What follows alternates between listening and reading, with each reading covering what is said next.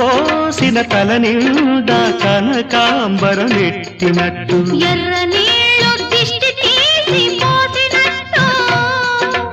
ఎర్ర నీళ్ళు దిష్టి తీసి పోసినట్టు కర్పూరం హారతి ఇచ్చినట్టు